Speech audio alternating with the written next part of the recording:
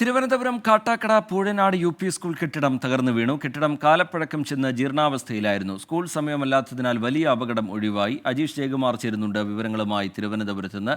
അജീഷ്, എന്താണ് ഇതുമായി ബന്ധപ്പെട്ട വിവരങ്ങൾ? നേരത്തെ തന്നെ ഈ കെട്ടിടം ജീർണാവസ്ഥയിലായിരുന്നു എന്ന് പറയുന്നു. അവിടെയായിരുന്നോ പഠനം തുടർന്നിരുന്നത്? എന്താണ് വിവരങ്ങൾ അജീഷ്? റീജിത്ത്, ഇന്ന് രാത്രി 8 മണിയോടെയാണ് ഈ സ്കൂൾ കെട്ടിടത്തിന്റെ ഒരു ഭാഗം തകർന്നു വീണത്. തിരുവനന്തപുരം കാട്ടാക്കട പൂഴ്നാട് യു.പി. സ്കൂളിലെ കെട്ടിടമാണിത്. ഇന്ന് ഉച്ചയ്ക്ക് ശേഷം ശക്തമായ മഴ ഈ ഭാഗത്തുണ്ടായിരുന്നു. അങ്ങനെ ഈ മഴ പെയ്തതോടെ നേരത്തെ തന്നെ ജീർണാവസ്ഥയിലായിരുന്ന കെട്ടിടം തകരുന്ന അവസ്ഥയിലേക്ക് എത്തുകയായിരുന്നു. കെട്ടിടം തകർന്നു വീണത് ഇത് സമീപത്ത് ഈ സ്കൂളിനോട് ചേർന്നുള്ള ഒരു വീടിന്റെ ഭാഗത്തേക്കാണ്. ഇവിടെ ഒരു കോഴിക്കൂടും അതേപോലെ തന്നെ ശവക്കല്ലറയും ഉണ്ടായിരുന്നു. ഈ കെട്ടിടം അവശിഷ്ടങ്ങൾ വീണ് ഈ കോഴിക്കൂട്ടിലുണ്ടായിരുന്ന കോഴികൾ മുഴുവനും ചത്ത് വീണ്. സാധാരണ ഈ സ്കൂൾ ഉണ്ടാകുന്ന സമയത്ത് ഇന്റർവെൽ സമയത്തും കുട്ടികൾ കളിക്കുന്ന ഭാഗത്താണ് ഈ സ്കൂൾ കെട്ടിടം തകർന്നു വീണത്. ഞായറാഴ്ച ആയതിനാൽ ആണ് കുട്ടികൾ ഇല്ലാത്തത് കൊണ്ടാണ് വലിയ അപകടം ഒഴിവായത്. നേരത്തെ തന്നെ ഈ സ്കൂളിന്റെ ഈ കെട്ടിടത്തിന്റെ ജീർണാവസ്ഥയെക്കുറിച്ച് അവിടുത്തെ വാർഡ് മെമ്പർ മാനേജരോട് പരാതി പറഞ്ഞിരുന്നു. പക്ഷേ ഒരു നടപടിയും സ്വീകരിച്ചിരുന്നില്ല.